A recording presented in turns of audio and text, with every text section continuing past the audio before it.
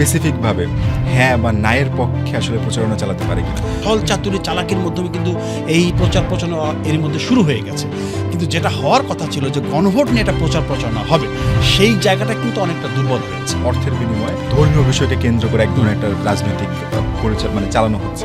একজন অটোরিকশা চালককে জামাতের কেউ একজন বলতেছে তুমি প্রতিদিন যা ইনকাম করো 500, 1000, 2000 সেই টাকাটা আমরা তোমাকে দিয়ে দিচ্ছি, তোমার রিক্সায় যে উঠবে তুমি তাকেই বলবা যে বিএনপি আওয়ামী লীগকে তো দেখলাম, এবার আমরা জামাতকে দেখতে চাই। কারণ এবার নির্বাচনে তো জামাত আর বিএনপি কিন্তু হাড্ডাহাড্ডি লড়াইয়ের কথা বলা হচ্ছে, কিন্তু যারা ভোট দিবে না 17% সিদ্ধান্তহীনতা আছে, এই ভোটগুলো পেতে হলে তো আপনাকে নানা রকম প্রতিশ্রুতি দিতেই হবে। রাইট নাও যদি আমি সোশ্যাল মিডিয়া বলি, ইন্টারনেট বলি, যতগুলো প্ল্যাটফর্ম আছে সব জায়গায় সব থেকে বেশি আলোচিত যে বিষয়টা সেটা হচ্ছে গণভোট। এখন নির্বাচন আর গণভোট একসাথে হবে আমরা জানি, সেটা নিয়েও আমরা প্রেক্ষাপট নিয়ে কথা বলবো, পটভূমি নিয়েও কথা বলবো। তবে আমি সবার আগে আপনাকে একটা ভিডিও দেখাতে চাই, নিশ্চয়ই দেখেছেন হয়তো, এটা অন্তর্বর্তীকালীন সরকারের প্রধান উপদেষ্টা, চিফ অ্যাডভাইজার ডক্টর মোহাম্মদ ইউনূসের প্রথম আসি এবং এই বইগুলোর দিকে তাকাই, আর যখন অতীতের দিকে ফিরে যাই তখন আমরা বুঝতে পারি যে ইতিহাস কখনোই কোনো অপরিবর্তনীয় বিষয় নয়, এটি মানুষের ইচ্ছা শক্তির দ্বারাই পরিবর্তিত হয়। এখন অন্তর্বর্তীকালীন সরকার হলো, তারা কি আসলে কোনো স্পেসিফিকভাবে হ্যাঁ বা নায়ের পক্ষে আসলে প্রচারণা চালাতে পারে কিনা? একটা হচ্ছে প্রচারণা হতে পারে যে হ্যাঁ চালাবো না, এটা পারে না আসলে, যে আপনাকে হ্যাঁ দিতে হবে না দিতে হবে এই প্রেশার ক্রিয়েট তো সরকার করতে পারবে না বা কেউ করতে পারবে না। এটা হচ্ছে আমার স্বাধীনতা যে আমি হ্যাঁতে ভোট দিব না নাতে ভোট দিব। এটার পক্ষে বিপক্ষে অনেক দল থাকবে। বিএনপি কিছু কিছু বিষয়ে নোট অফ ডিসেন্ট দিয়েছে, জামাত ইসলামের নোট অফ ডিসেন্ট দিয়েছে যে এই জায়গাটাতে আপত্তি রয়েছে। তারপরে তো মোটামুটি মোটা দাগে বলা যায় সব বিষয়ে সবার একটা একমত অবস্থান ছিল। এই 2 দলের বা 3 দলের চাপাচাপির মধ্যে সরকার একটা সিদ্ধান্ত নিল যে না ঠিক আছে, এটা আপনার নির্বাচনের দিনই হোক। তো এটা সবাই মেনে নিয়েছে। এখন নির্বাচনের আমাদের যে প্রচার প্রচারণা শুরু হওয়ার কথা আমাদের নির্বাচনের, সেটা হচ্ছে 22 জানুয়ারি। কিন্তু এর আগেই কিন্তু নানা রকম কলা কৌশলে ছল চাতুরি চালাকির মাধ্যমে কিন্তু এই প্রচার প্রচারণা এর মধ্যে শুরু হয়ে গেছে, কিন্তু যেটা হওয়ার কথা ছিল যে গণভোট নিয়ে একটা প্রচার প্রচারণা হবে, সেই জায়গাটা কিন্তু অনেকটা দুর্বল হয়েছে। বিএনপি খুব সিনিয়র একজন সদস্য নজরুল ইসলাম খান, তার একটা যদি ভিডিও দেখায় আপনাকে। জি, আমাদেরই প্রস্তাব অনুযায়ী সব সংস্কারের বিষয় আলোচনায় এসছে এবং কমিটি হয়েছে এবং সেখানে আমরা অংশ নিয়েছি, আমাদের কন্ট্রিবিউট করেছি এবং বহু বিষয়ে আমরা একমত হয়েছি। আমরা যেসব বিষয়ে একমত হতে পারি নাই সেখানে আমরা নোট অফ ডিসেন্ট দিয়েছি। হ্যাঁ হ্যাঁ, বাট মেইনলি তারা বলার চেষ্টা করছে তারা কিন্তু হচ্ছে যেটা আমি বলছিলাম নোট অফ ডিসেন্ট, একটু শেষ না করলে আমরা ভুল বোঝাবো যে বিএনপি বুঝি এটা নায়ের পক্ষে কাজ করছে, আসলে তা না। বিএনপি নায়ের পক্ষে কাজ করছে এমন অভিযোগ ছিল এনসিপির আহ্বায়ক আপনার নাহিদ ইসলাম। এখন তো মূল মুখ্য সংগঠক হচ্ছে আসিফ মাহমুদ। তো নাহিদ ইসলাম এমন অভিযোগ করেছেন, এমন অভিযোগের পরিপ্রেক্ষিতে কিন্তু নজরুল ইসলাম খান উনি বিএনপি নির্বাচন পরিচালনা কমিটির চেয়ারম্যান, ওনাদের আরও কিছু অনুযোগ ছিল, কিছু অভিযোগ ছিল, সেগুলো তারা বলেছেন, সেগুলো হয়তো আলোচনা করব। সেই এখন যেটা আপনি শোনালেন সেখানে তারা পরিষ্কার করে বলেছেন যে গণভোটে হ্যাঁ ভোটের পক্ষেই তারা কাজ করছেন। এবং একটা বিষয় আপনাকে পরিষ্কার করে দেখেন, এই গণভোটের যে পক্ষে এনসিপি এখন কথা বলছে এবং বিএনপির দিকে আঙুল তুলেছে তারা যে তারা প্রচারণা করছে না, এই এনসিপি কিন্তু জুলাই সনদের যেটা হয়েছে সেইখানে এই হ্যাঁ ভোট বা গণভোটের বিষয়ে যে কথাগুলো এসেছে সেইখানে কিন্তু এনসিপি সই করেনি। আমি পরপর আপনাকে দুটো বিষয় দেখাতে চাই। প্রথমটা হচ্ছে মির্জা ফখরুল ইসলাম আলমগীরের, তিনি বলছে গণভোট প্রচারের দায়িত্ব বিএনপির না। অ্যান্ড ওকে, আমরা এটা মেনে নিতে পারি বা বলতে পারি, ঠিক আছে। কমেন্ট যদি দেখতে চাই সেখানে আসলে খুব বেশি একটা ভালো কোনো কমেন্ট আমরা দেখতে পাচ্ছি না। সবাই আসলে দায়িত্ব আর নৈতিক দায়িত্বর পার্থক্য বুঝতে হবে, এরকম বেশ কিছু মন্তব্য আছে। কিন্তু একই সাথে আমি আরেকটা জিনিস দেখাই, কৃষক দলের একজন নেতা, তারই একটা মন্তব্য আগে দেখিনি, পরে আমরা আলোচনা করছি। আপনি যদি দেখেন, 12 তারিখ গণভোটের একটি আয়োজন করেছে। আমরা এই গণভোটটার দিকে আমরা সবাই লক্ষ্য করব যে যদি আমরা না ভোট জয়যুক্ত হয় তাহলে সংবিধানে বিসমিল্লাহ এবং আল্লাহর নাম জয়যুক্ত হবে। যদি হা ভোট জয়যুক্ত হয় তাহলে সংবিধানে এই বিসমিল্লাহ এবং আল্লাহর নামে শুরু করলাম এটা পরাজিত হবে।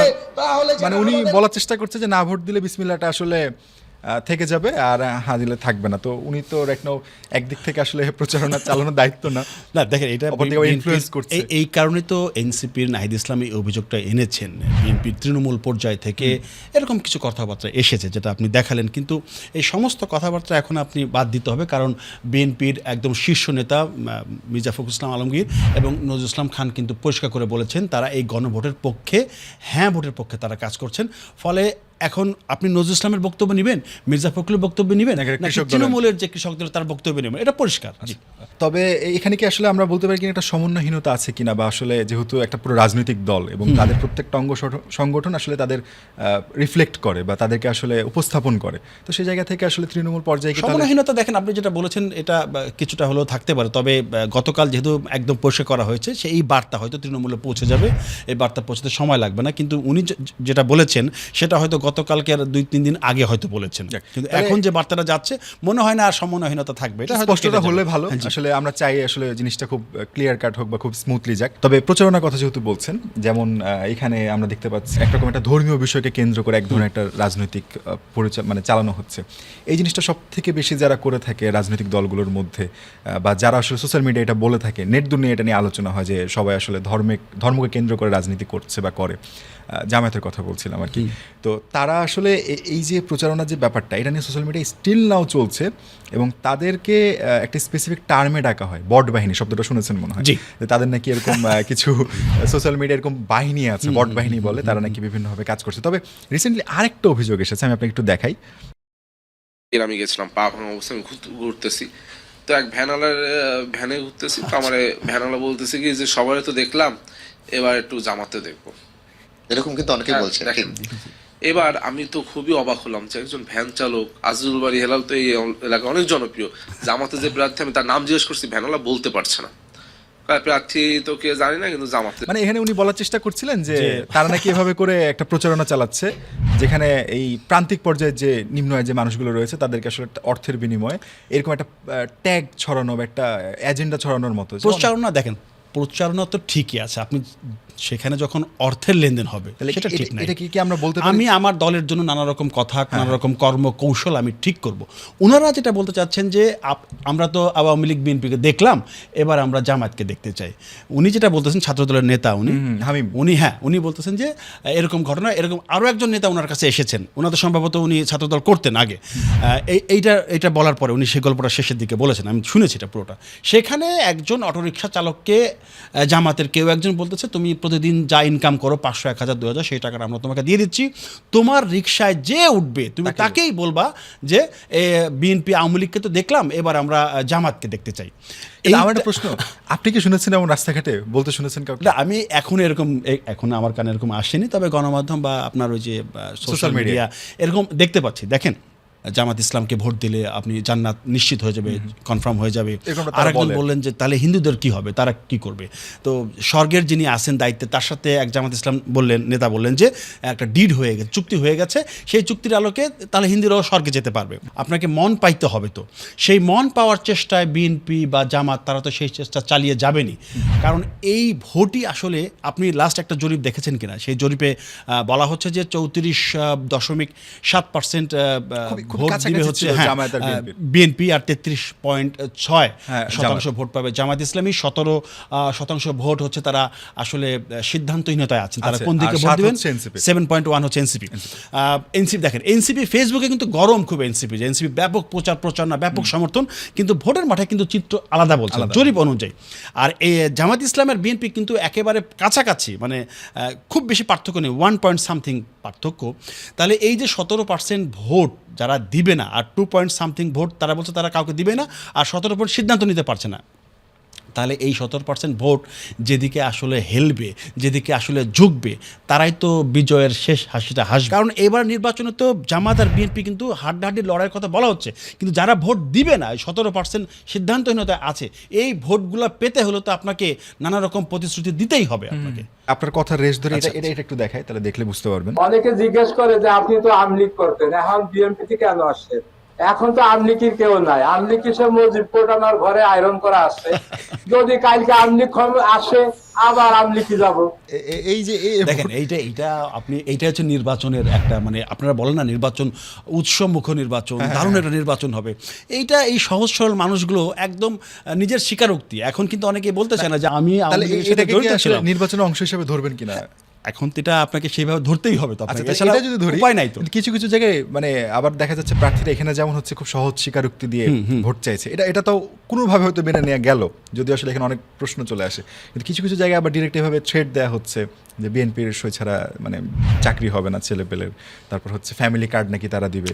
তো ওটা এগুলো যেটা হচ্ছে বললাম যে যেখানে তাদের এমপি নেই সেখানে নাকি দিবে না। সেটা দেখেন, এটা হচ্ছে যে ফ্যামিলি কার্ডের কথা বলা হচ্ছে, হ্যাঁ। যে ফ্যামিলি কার্ড দেয়া হবে সবাইকে। এই ফ্যামিলি কার্ড দেওয়ার জন্য যে পরিমাণ অর্থের দরকার আছে, সেই অর্থটা আসলে কোথা থেকে সংগ্রহ করবে বিএনপি, সেই বিষয়ে পরিষ্কার করে কিন্তু তারা কিন্তু বলছে না। কিন্তু তারা বলছে যে সবাইকে ফ্যামিলি কার্ড দেওয়া হবে, এটা বিএনপির একটি বড় স্লোগান। ফ্যামিলি কার্ডের অর্থের কথা বলছিলেন, তো এখানে হচ্ছে বাংলাদেশে গণভোট হওয়া সম্ভব না। গণভোটের জন্য নাকি বিএনপির থেকে একটি দাবি উত্থাপন করা হয়েছে যে এটাতে নাকি অনেক টাকা খরচ হবে। এই গণ অভ্যুত্থানের পরে বিএনপির একটা গডফাদার, একটা আসনের একটা লোক যে চাঁদাবাজি করেছে, ওই টাকা দিয়েই তো গণভোট আয়োজন করা যায় বাংলাদেশে। মানে তারা বলতে চাচ্ছে ওই গণভোটের বিষয়ে শুরু থেকে আমি বুঝতে পেরেছি, শুরু থেকে গণভোটের বিষয়ে যখন বলা হচ্ছিল তখন বিএনপির পক্ষ থেকে বলা হয়েছিল যে কাউন্টার দেওয়ার গণভোট জন্য আয়োজনের একসময় জন্য বড় একটা খরচ 2-2.5 কোটি টাকা খরচ হবে, আবার নির্বাচন একটা খরচ, ফলে এটা আমরা এখন কেন করব বা এত খরচ আমরা কেন করব, সেই কথার পরিপ্রেক্ষিতে কিন্তু পাটোয়ারি এই কথা বলেছেন। এরকম কথা চালাচালি থাকবে, এমন এই কথা চালাচালিকে কেন্দ্র করে ভোটের পরিবেশ খুব বেশি আসলে সুখকর হবে বলে আমরা মনে করি না। কারণ এই টাইপের কথা চালাচালি বাদ দিয়েই আপনাকে ভোটের মাঠে আসলে ভোট চাইতে হবে। যদি এমন হয় যে ভোট চাওয়ার আগে যদি ধরে নেয় যে বিজয় আমাদের হয়ে গেছে 12 ফেব্রুয়ারি শুধু আনুষ্ঠানিকতা, তিনি বলছেন, এবং কিছু কমেন্ট যদি আপনাকে একটু দেখাই যারা আসলে মন্তব্য করছে সোশ্যাল মিডিয়া এটা নিয়ে, এখানটায় যদি দেখতে পাচ্ছি, এই দেখুন নির্জন, তো মানে এটা কি আবার সামহ প্রশ্নবিদ্ধ করে কিনা, এত কনফিডেন্স চলে আসছে, তাহলে কি মানে কনফিডেন্ট ভোটের ওপর যেহেতু কিন্তু বাংলাদেশের মানুষের খুব একটা ভরসা নেই এখন পর্যন্ত, মানুষ অনিশ্চিত আমি ভোট দিতে পারবো তো, কারণ বিগত ভোটগুলোতে আমরা দেখেছি একটা সংখ্যা তো থাকেই, অনেকদিন ধরে মানুষ ভোট দিতে পারে নাই, সেই জায়গায় এইবার ভোট দেওয়ার জন্য নানাভাবে উৎসুক জনতা বসে আছে যে আমার ভোটটা আমি দেব। বিষয়টা হচ্ছে যে এখন নুরুল হক নুরু এই কথা বলেছেন, এটা কনফিডেন্ট থাকা ভালো, কিন্তু ওভার কনফিডেন্ট কখনোই ভালো না। আপনার 12 তারিখে নির্বাচন হবে, সেই নির্বাচনে কে জিতবে 13 তারিখে প্রধানমন্ত্রী শপথ নিবে, কেউ একজন নিবে, বিএনপি থেকে বা জামাত থেকে বা এনসিপি থেকে একজন নিবে। কিন্তু আপনি আগেই যদি এভাবে বলে ফেলেন যে সিদ্ধান্ত হয়ে গেছে আমরাই চলে যাচ্ছি, এটা বলার কোনো সুযোগ নাই। এটা আমি আবারও বললাম যে এটা ভোটের মাঠের পরিবেশকে একেবারে নষ্ট করে দিচ্ছে। আচ্ছা, এবার যদি আমরা হচ্ছে একটু যেহেতু ভোটের কথা বললেন বা হচ্ছে শঙ্কার কথা বললেন, পোস্টাল ব্যালটে যাই। আচ্ছা, পোস্টাল ব্যালট নিয়ে আমরা ইতিমধ্যে দেখছি নির্বাচন কমিশন যদি আগে নিশ্চিত করেছে কোনো ধরনের ছবি বা ভিডিও পোস্টাল ব্যালটের যাতে না আসে, কিন্তু শুরু হয়ে গেছে অলরেডি। কীভাবে হচ্ছে সেটাও একটা প্রশ্ন, যদিও খুব সম্ভবত তদন্ত করছে বা দেখছে তারা। কিন্তু এই পোস্টাল ব্যালটকে আসলে নেয়ার পেছনে মানে কতটুকু যৌক্তিকতা দেখেন বা দরকার ছিল কতটুকু? দেখ, দরকার তো আছে। ধরেন আজকে আমি আমার তো ভোট আছে, আমি চলে গেলাম সৌদি আরবে, আমি কাজ করতে, আমার জীবিকার প্রয়োজন আমাকে যেতে হয়েছে, কিন্তু আমি আমার ভোটটা দিতে পারছি না। কিন্তু দেশের জন্য তো আমার ভূমিকা আছে, আমি রেমিটেন্স পাঠাচ্ছি। রেমিটেন্স আমাদের দেশের অন্যতম একটু আয়ের বড় খাত। সেই রেমিটেন্স যোদ্ধারা যদি ভোট দিতে না পারে তাহলে একটা ল্যাকিংস কিন্তু থেকেই যায়। তো এইবার 5 আগস্ট পরবর্তী আন্দোলনের যে আমাদের যে নতুন ফসল দাবি তোলা হলো যে প্রবাসীরা যেন ভোট দিতে পারে, সেই ভোট দেওয়ার ক্ষেত্রে যে উদ্যোগ সেটা কাজে লেগেছে এবং সেই আইন হয়েছে, তারা ভোট দিতে পারবে। আমার জানার মধ্যে 147টা দেশে প্রায় 15 লক্ষ প্রবাসী আছে আমাদের, 15 লক্ষের বেশি আছে, তবে 15 লক্ষ তারা ভোটার হয়েছেন, রেজিস্ট্রেশন করেছেন। তো তারা এবার ভোট দিবেন, ভোট দেওয়ার জন্য তারা স্বপ্ন গুনছেন। আপনি যেটা বললেন যে হ্যাঁ, একটা সমালোচনা হয়েছে বাহরাইনে যে ঘটনা ঘটেছে, যে পোস্টাল ব্যালট এখান থেকে যেটা পাঠানো হয়েছে বাহরাইনের পোস্ট অফিস থেকে, সেটা একজন জামায়াত নেতার বাসায় অনেকগুলো ব্যালট পেপার পাওয়া গেছে, সেখানে তারা গোছগাছ করছে। এটা একদম সামাজিক যোগাযোগ মাধ্যমে পুরো ভাইরাল হয়ে গেছে। এই ইস্যুটা নিয়েই কিন্তু বিএনপি নির্বাচন পরিচালনা কমিটির চেয়ারম্যান নজরুল ইসলাম খান নির্বাচন কমিশনে গিয়েছিলেন, আচরণবিধি নিয়ে কথা বলেছেন, এবং বিএনপির ব্যালটের কোথায় ধানের শীষ আর কোথায় মাঝখানে দাড়িপাল্লা, ভাঁজটা পড়লে পরা ধানের শীষের কি ক্ষতি হতে পারে, বা দেখেন ধানের শীষ বলেন আর দাড়িপাল্লা বলেন আর শাপলাকলি বলেন, গুরুত্বপূর্ণ প্রতীক এগুলো আমাদের এবারের নির্বাচনে। তো সেইখানে একদম ব্যালট পেপারের শুরুর দিকে আছে জামাত বা অন্য প্রার্থীদের প্রতীক রয়েছে, আর ধানের শীষের প্রতীকটা রয়েছে একদম মাঝখানে, সেটা ভাঁজ করলে আবার সেইটা নষ্ট হয়ে যাওয়ার সম্ভাবনা আছে, এরকম আশঙ্কা রয়েছে। সেই সঙ্গে এই যে বাহরাইনের যে ঘটনা, এটা নিয়েও কিন্তু নজরুল ইসলাম খান নির্বাচন কমিশনে গিয়ে তারা অভিযোগ করেছেন এবং দাবি করেছেন যে দ্রুত এই সমস্ত ব্যালট পেপার সংশোধন করা হোক এবং বাহরাইনের যে ঘটনা ঘটেছে সেটা তদন্ত করার কথা বলেছে। তবে এই তদন্তের রিপোর্ট কই পাওয়া যায় না, তবে একটা তদন্তের রিপোর্ট পাওয়া গেছে, আপনাদের একটু দেখাই। আন্দোলনে আহতদের খোঁজ মেলেনি, শেখ হাসিনা সহ 113 জনকে অব্যাহতির সুপারিশ, পিবিআই এটা খুব সম্ভবত দিয়েছে ইনভেস্টিগেট করে। তবে এখানে আপনাকে কিছু বলার আগে আমার একটা সে আছে, খুব সম্ভবত এটা এমন মামলা তো আসলে একটা হয়নি, অসংখ্য কয়েকশো মামলা হয়েছে। এটা কিন্তু স্পেসিফিক একটা মামলার খুব সম্ভবত তদন্তের রিপোর্ট পাওয়া গেছে এরকম কিছু একটা। এই যে এই ধরনের এক একটা প্রচারণা চালানো হচ্ছে, বা এটা কি আসলে কোনো ধরনের কি বলবো, কোনো স্পেসিফিক জায়গা থেকে কিনা বা কোনো কিছু মাথায় রেখে কিনা? দেখেন, এটা তো যমুনা টেলিভিশন, এটা তো আপনার ওই যে গরম টিভি, নরম টিভি, আনোয়ার টিভি, অন্য রকম টিভি আছে, এরা তো আর এই নিউজটা দেয়নি, দিয়েছে যমুনা টেলিভিশন বা ধরেন চ্যানেল 24 বা এখন টেলিভিশন। ওনারা যখন কোনো নিউজ দেবে সেটার দায়িত্ব, সোর্স সব কিছু নিশ্চিত হওয়ার পরে তো নিউজটা দেবেন। ফলে এটা হয়তো যে নিউজটা দিয়েছে নিউজটা হয়তো ঠিক আছে। এখন মামলা তো আপনার একটা না, এক মামলায় অব্যাহতির সুপারিশ দিয়ে দিয়েছে, উনি মুক্তি পেয়ে চলে আসলেন, এরকম তো বিষয়টা না। কয়েকশো মামলা হয়েছে, এর মধ্যে তার অনেকগুলো মামলা সাজাও হয়ে গেছে।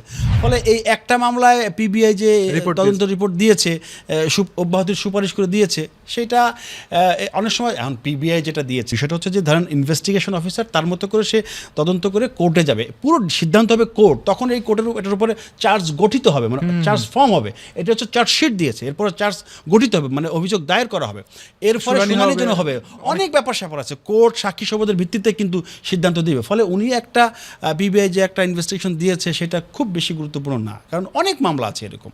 নির্বাচনের আগে তো মনে করি এই ধরনের ঘটনা ঘটবেই, আর যত ঘটবে তত আমাদের আলোচনা বাড়বে। সো আমি খুব একটা ক্ষতি দেখছি না, তবে আজকের মতো এখানে শেষ করি। কি বলেন? আমি অবশ্য আশাবাদী, আমি চাই একটি সুষ্ঠু, সুন্দর, অবাধ নির্বাচন হোক, যেই নির্বাচনের অপেক্ষায় আমরা ঘটনা কম হোক, আর কি আলোচনা কম হোক। আমরা আসলে দেশকে এগিয়ে নেওয়ার ক্ষেত্রে এই সুষ্ঠু একটা পরিবেশে ভোট দেখতে চাই। অবশ্যই।